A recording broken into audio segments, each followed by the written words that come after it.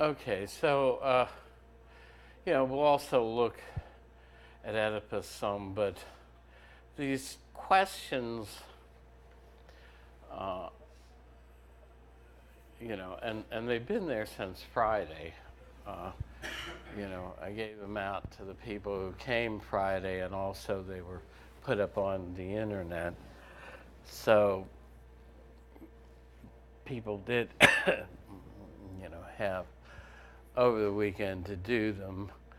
Um, so what was the fate of Oedipus? Obviously, told by the Oracle of Delphi that he would, um, you know, murder his father and mate with his mother, have an incestuous relationship, and of course, this illustrates this problem of fatalism, that the gods somehow have determined a fate for us, and human powers of choice are absolutely ineffectual at changing the fate that's determined for us.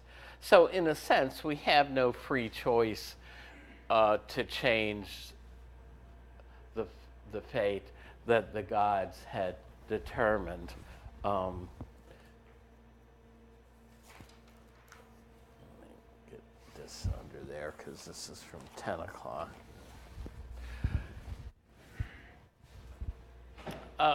So how we tried to avoid his fate, you'll remember, is not to go back to Corinth where he thought his parents lived. Uh, but, we see that those weren't his biological parents in Corinth. So how did he wind up fulfilling his destiny anyway? Is that while he was taking another way and decided not to go back to Corinth, in other words, think about it. He figures, well, if my parents are there in Corinth and I never go back there, how can this prophecy be fulfilled? But as a matter of fact, we find that at an intersection where three different roads meet, he meets his biological father. They have an argument. It leads to blows, and he ends up killing his biological father. Right. And so he ends up fulfilling his fate anyway. And also for his biological father, a different prophet told him a similar thing, that they would have a son who would murder his father. And so what did they do? Well, they did what was actually acceptable at the time. In ancient Greece, they condoned infanticide, the killing of infants. In other words, for as little a reason as you wanted a male child but a female child was born, well, you were allowed to expose it to the elements and simply let it die. And so this was what was going to happen to Oedipus as a baby. His father gave it to a servant. The servant was to take the child to a cliff, throw it over, and then basically let it die. He does not do that, and the child ends up getting adopted by the king and queen of Corinth, right? So these were the people who raised Oedipus and who he thought were his biological parents, but they turned out not to be. And so now I ask you to weigh in on whether or not you would want to know your fate. Throughout the play, if we had read the whole thing, Oedipus suspects something's wrong, and he tries to find out his real fate, whereas Iacocsta, his wife, doesn't want to know it. So by the way, we saw that Oedipus' real biological father tried to avoid his fate by having Oedipus killed as a child, but that did not happen. And so how did he And how did he end up mating with his mother? Well, he solves the riddle of the Sphinx, and the Sphinx was terrorizing the town where his mother was queen. She was a widowed queen. She thought that robbers had killed her child, but as a matter of fact, it was her child. That robbers had killed her husband. So the thought was, if anybody could take care of the menace of the Sphinx, that person would be co-ruler of the kingdom. So Oedipus solves the riddle, and the Sphinx commits suicide, and he rids them of. So Iacocsta, his biological mother, becomes his wife. So he mates with his mother, and again, the whole point of this is that if the gods determine our fate, we're powerless to do anything about it. Number two is a question that I get people weighing in both ways on. Asks you if some concept of fatalism, of fate, whether it's the one we get from astrology, that the position of the stars and planets at our birth determine a fate for us. And that's what Nostradamus was hired to do by the, take one or both of them, whatever you need, by the royal houses of France. When a new royal child was born, he was to make a very detailed star chart, basically laying out the fate for that royal child that was determined by the stars as an astrologer. So this asks, is there any concept of fate that we should take seriously? Now, we didn't look at karma very much because, as I said, the reading is very opaque that is in your text. Okay, so number three, I'm going to go to this, and then I'm not going to say a lot about the other three ones, but hard determinism we saw is the view that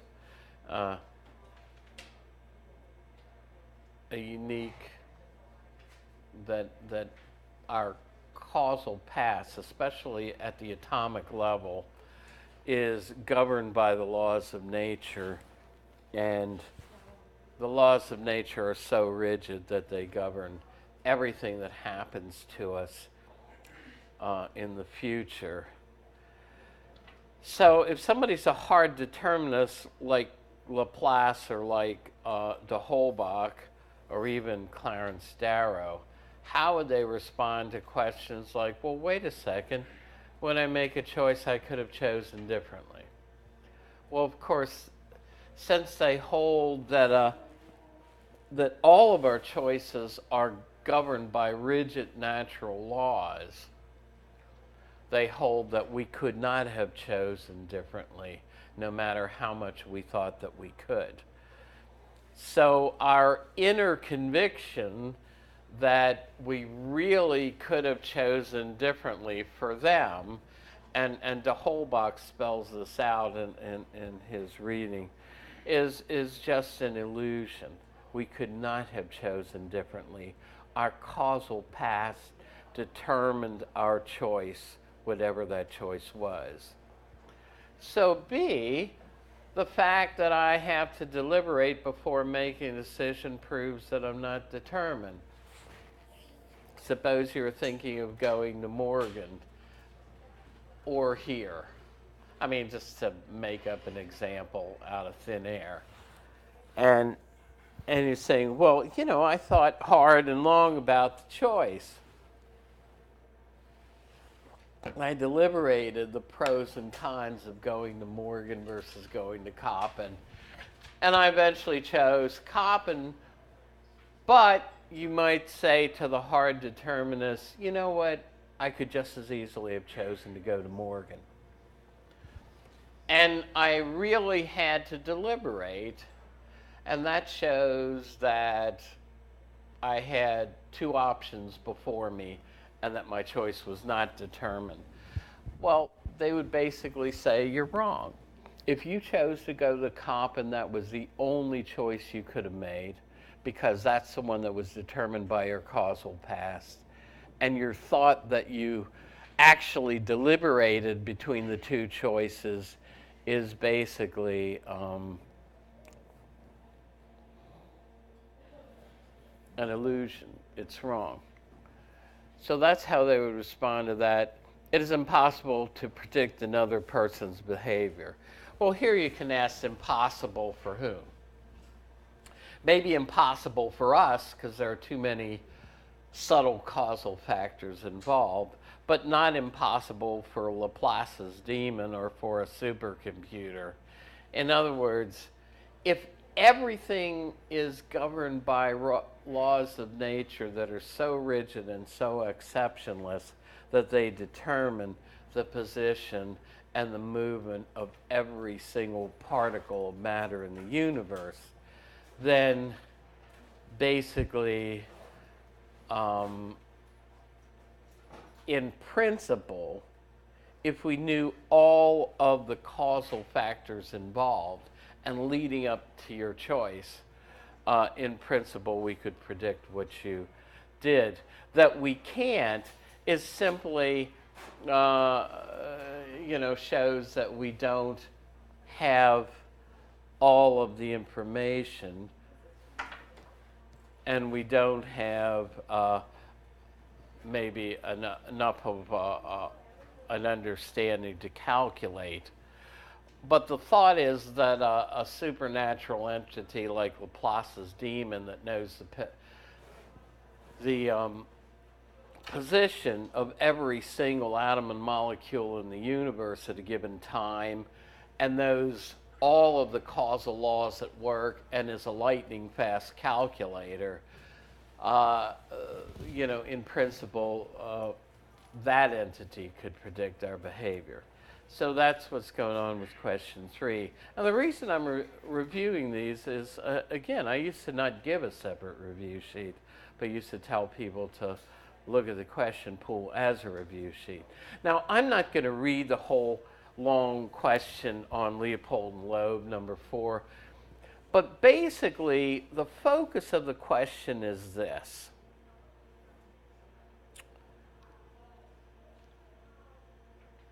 Would the approach to free will taken by soft determinism have given Leopold and Loeb much more responsibility for what they did, because it looks like they really did what they desired to do. They desired to plan out and commit what they thought was the perfect murder, the perfect crime. And remember, for the soft determinists, if your actions are motivated by some inner psychological state, an inner want or belief or desire, then those actions are free and you're responsible for them. So would a soft determinist have given Loeb more responsibility for what they did, since they desired to plan that and commit that murder, than would a hard determinist who, like Clarence Darrow, who says, well, the responsibility lies in their causal past and not in anything they chose to do. And I'll talk a little bit more about soft determinism. And we'll also review some on Wednesday as well. We do have class on Wednesday. Remember, your exam is on Friday, 10 to 11:50. So that's where I'm going to stop now. But just briefly about 5 and 6. If you want to do question 5, you want to look at the PowerPoint on Bentham and the example I have in there from the Encyclopedia of Philosophy on how a decision would be made using, okay, Bentham's hedonic calculus gets referred to by a number of phrases. The calculus of pleasures here, the happiness calculus, the hedonic calculus, all mean the same thing. You know, so you'd want to look at that example, and basically what 5 asks you to do is construct a similar example and discuss it. Now, number 6, if you want to do number 6, it's pretty straightforwardly a question motivated by the issue raised in the video on utilitarianism, whether or not, as a matter of public policy, you know, a large hydroelectric dam should be built, and take into account the various impacts on, you know, pro and con. You know, so if you want to do 6, I would review the video again. You know, again, I say take seriously the disclaimer at the bottom. If you owe me anything like a past test 2 essay or anything else, the only way I guarantee that it's going to be counted is if it's physically in my hands when I leave the exam period on Friday. I would say definitely don't put it in my mailbox in 527. In the old days when we had our mailboxes out in the hall, I used to come back in September and find late essays from May sitting there. Oh well, I guess they didn't get counted. This was before email was as widely prevalent and as easy to do. You know, now I do, yes, you see, if you look at the dates and times, I do have an exam the following Monday, you know, so I'd probably see something on Monday. But once I leave the exam room Monday after my 10 o'clock classes exam, I don't plan to be on campus again till late August, you know, last few days in August. So I'm not a full-time faculty member whose contract goes through the summer. So once I leave, you know, so you want to get stuff in, okay. To go on, and if I haven't collected your term paper yet, you want to put it on top of the briefcase / backgammon set, which is what it really is. So, okay, I think we did a lot on Oedipus and Iacocca. Determinism, how does it relate the past to the future? Folks, put away your phones. I mean, you know, I know the semester's almost over and you can text to your heart's desire 24/7 after it's over if you want. So, and again, I'm still waiting for somebody to return my copy of the text, which somebody borrowed. And it might have been from another class because it was sitting in there, but at any rate. So a unique causal past, that is, if the causals in somebody's past are the same, then their future decisions will be the same. They have no free choice to decide otherwise than they did. And it's interesting that this is also true for soft determinism. In other words, even for a soft determinist, the same causal past would determine the same choices. For both hard and soft determinism, it is false. The statement, given the same causal past, you could have chosen differently. For both of them, that statement is false. It's only for the libertarians that it's true. So,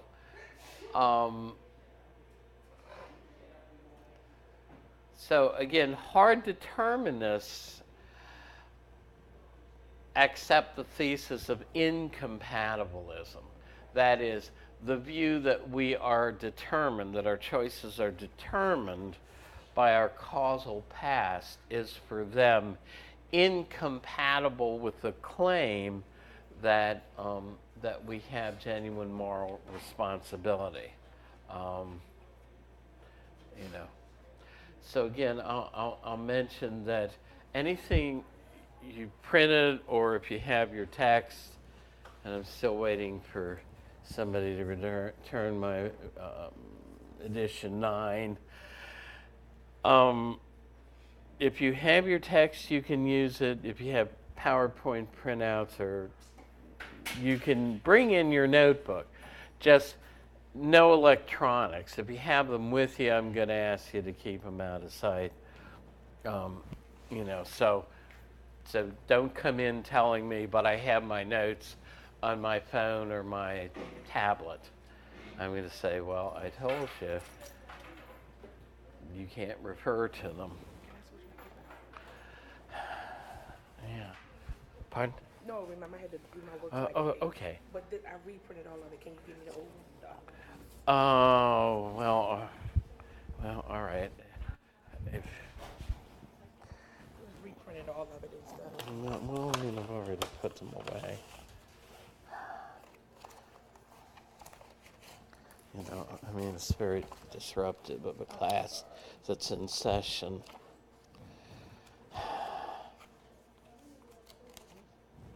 I don't know. I don't see your same. All right. All right. If you want it back, Thank you. Just put that one. Yep. Thank you. Sorry about that.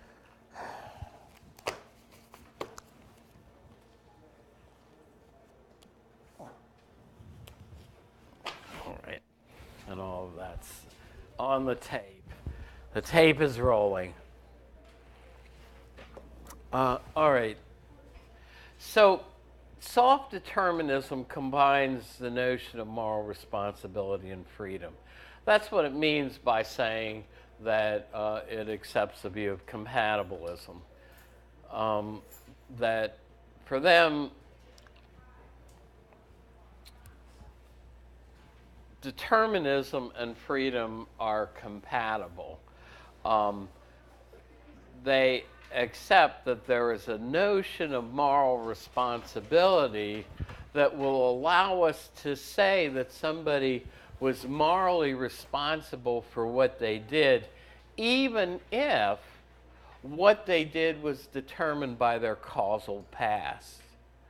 So another name for soft determinism then is compatibilism, the claim that moral responsibility and determinism are compatible, and that's its relationship to personal responsibility. But the way it relates personal responsibility for freedom is to basically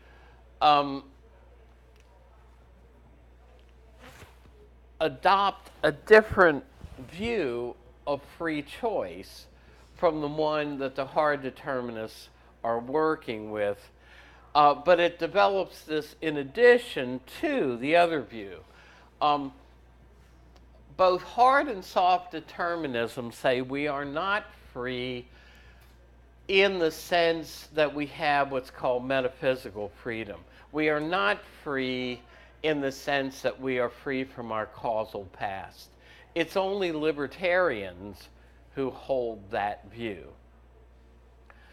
However, and I used to not have much of a use for soft determinism, but soft determinism does adopt a view of freedom of action and moral responsibility that is very much in accord with what we do in courts of law. So basically, the soft determinists say that while we don't have metaphysical freedom, while we're not liberated from our causal past, we do have what they call moral freedom. We do have enough freedom of choice for moral responsibility if what we do is motivated by something inside us, by some inner psychological state. That is, if what I did is motivated by a belief, a desire, a want, things like that that come from me internally, then my choice, if it's thus motivated, is free. And free in the sense that it would allow us to be held morally and legally responsible for that choice. So, for what actions am I responsible? TC is traditional compatibilism, which is the only version we're concerned with. I was using a different text that goes into another more modern variant of this that we are not going to concern ourselves with. So if what I did was motivated internally, and think about this, this is what we look at in a court of law. Remember the Freddie Gray case. One of the issues, remember, and you're from out of town, some of you, so you may not remember that, but the police van driver was initially charged with a very serious crime, depraved heart murder. In other words, if the crime was motivated by an evil intention, then we take that very seriously in courts of law, right? And so the question is, did he really intend to do this person such bodily harm that it might have threatened their life? You know, and so for soft determinism, if some inner psychological state motivates us, then we did act freely. Well, so you might say, well then, what is an unfree action for a soft determinist? Well, an unfree action is an action that basically we are forced to do by some external influence. Whether it's, say, the threat of bodily harm, as from a robber, and I gave you the example of somebody who just robbed a bank, commandeering your car and forcing you at gunpoint to run multiple red lights and speed. We don't want to hold you responsible for that because you had little choice, right? As the driver, you had a gun poking in your ribs. Soft determinism then views coerced actions or actions from some external force as unfree actions and actions that absolve you of moral and legal responsibility. So we talked about how then this concept meshes well with that used in courts of law, where we talk about whether or not somebody had an evil intent, actually intended to do harm, and we take that much more seriously. Now, don't worry about the last one, the problem which arises for TC, because that goes into a different view of determinism that we're not going to worry about. So now Sartre, it's interesting to me that Sartre, even while he's an atheist, and you have to believe that if he's an atheist, he would not hold that we have an immortal soul that's going to go to be with God after we die, right? Because for him, there is no God who created us. It's interesting that Sartre, though, takes this libertarian stance.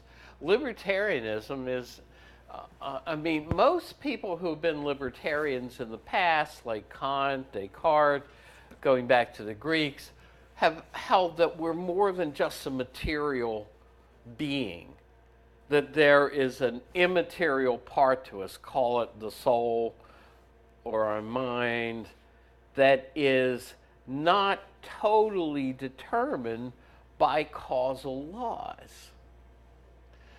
Sartre takes a different stance. He's not very worried about what science says. And throughout the history of philosophy, there have been philosophers like de Holbach. You know, you have his essay in your book, and Laplace, who are either scientists themselves or believe that they need to look to science to see what the science of their day is doing to get a clue as to what they need to believe and hold as philosophers. You know, and so notice somebody like de Holbach says, well, Newtonian theories of causation and natural law say that every atom in the universe is governed by strict, immutable natural laws. So de Holbach says I ought to let that play out in the philosophy I hold regarding human free choice. Sartre is not worried about what the scientists are saying. Now, remember, for somebody like de Holbach, this inner conviction we have that we're really free beings, that we really make free choices, and that we had a live option to do A or to do B, and that we chose A doesn't mean we had to choose A. For somebody like de Holbach, if we chose A, we had to choose A. And this feeling that we had the option to choose otherwise than what we did, this inner conviction we have is wrong. They say this is an illusion. We're just kidding ourselves if we think we acted or ever acted freely. Whereas for Sartre, rather than it being an unimportant illusion, Sartre says the starting point of my philosophy is the same as Descartes' starting point, and he says it's subjectivity. It's my own inner experience. And so he takes this inner experience we have that we really make free choices to be very important. Now also, what governs Sartre's notion of free choice is that he thinks our choices are very often motivated by future visions we intend to fulfill and not by our causal past. So I'll talk about this in a minute. Two kinds of existentialists, religious or secular atheistic existentialists. Sartre is in the latter camp. He agrees with Nietzsche that God is dead. By that, Nietzsche didn't mean that God ever lived, but that God never was around, and that it's finally time we realized this and got rid of the concept of God altogether. That's what Nietzsche meant by saying God is dead, that it's irrelevant for us today. So Sartre's an atheistic existentialist, but he says the belief that all existentialists share, and again, remember you've got a separate PowerPoint on this, and I suggested that you might want to print out in outline mode that and some of the other ones to have them to refer to. The belief that all existentialists share is that as regards human beings, existence precedes essence. For Sartre and other existentialists, there is no pre-existing human nature. What Plato and Aristotle and people like Kant thought of as a human essence just is not there. So he says, because he says there was no God around to figure out what human beings are going to be and to make us according to that plan. So Sartre says if that's the case, then existence precedes essence for human beings. We first exist, then afterwards define our essence, who and what we are. And we do this collectively as human beings and individually when we decide what our individual essence is going to be, especially in terms of career goals. In other words, for Sartre, that individual essence would be that of a writer and philosopher. For some of you, it might be becoming a nurse or going into public administration, or some other field, teaching maybe. Sartre talks about the Emperor Constantine, now not in the selection you have, and he says what motivated Constantine to do what he did in building the city of Constantinople and naming it after himself was not something in the past, but his vision of what that city would be, his future vision of Constantinople. And for us, Sartre says, we're motivated to make the choices we make today by that future vision we have of what we want to make ourselves into. In other words, the example I gave was, suppose you say, I want to get into the nursing program.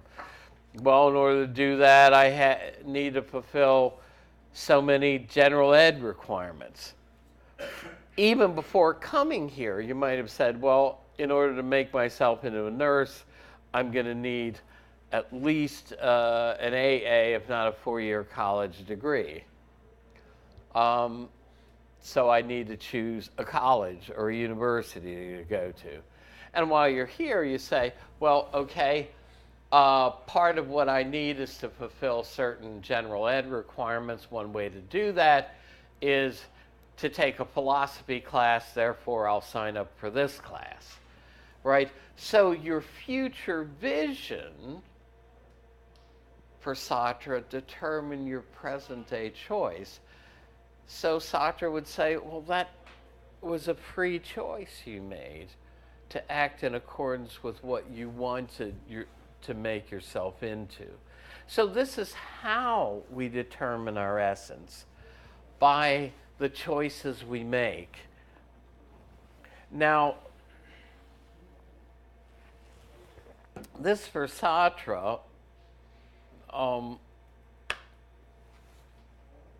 so again, what defines human nature? If there's no God, we define human nature. So he says the first principle of existentialism is that we're nothing but what we make out of ourselves.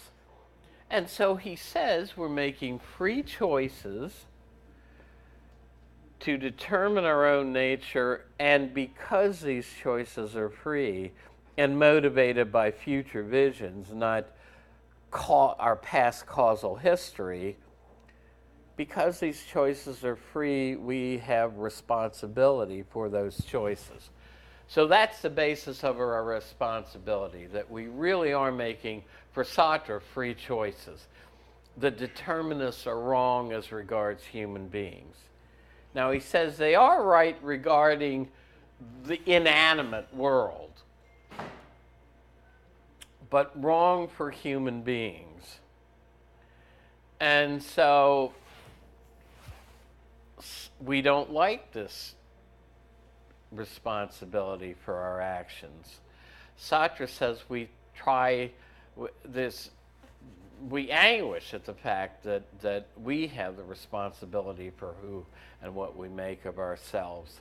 So Sartre says what we do is we try to deny or escape our full responsibility for who and what we make of ourselves by pretending that we're not free, by accepting some kind of determinism.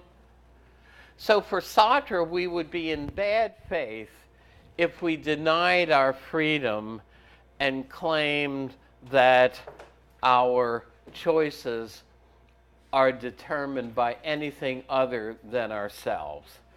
If we deny our freedom, we act in bad faith, and we can deny it by claiming our choices are determined by our causal past, like our genetics plus environment, or our choices were determined by a pre-existing morality. Now, for Sartre, there is no pre-existing morality, including a sexual morality. But one example he gives of somebody acting in bad faith is an example of somebody who is gay. And now remember, Sartre has no pre-existing ethics and no pre-existing sexual ethics from which he could judge being gay as any worse than any other sexual preference. All right? But for Sartre, the gay man is in bad faith not because he's gay, but because he wants to say and point to other factors in his causal past that he says made him what he is, rather than acknowledging that it was his own free choices that did this.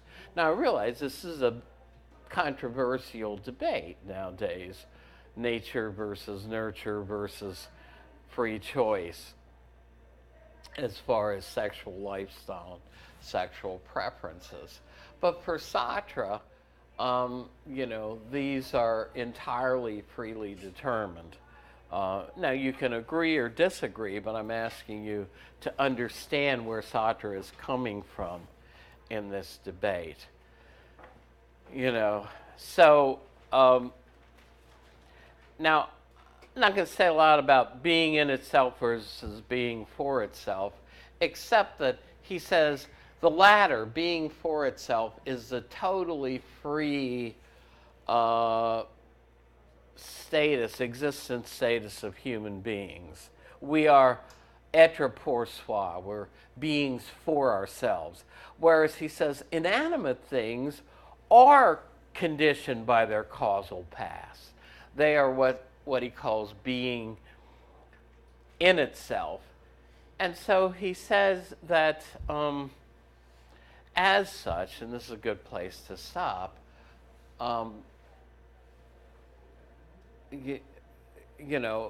they have no freedom at all. But he says that if we act in bad faith, we lower ourselves to the level of inanimate things. We say, I am being in itself rather than being for itself. Okay, I'm going to stop there. Again,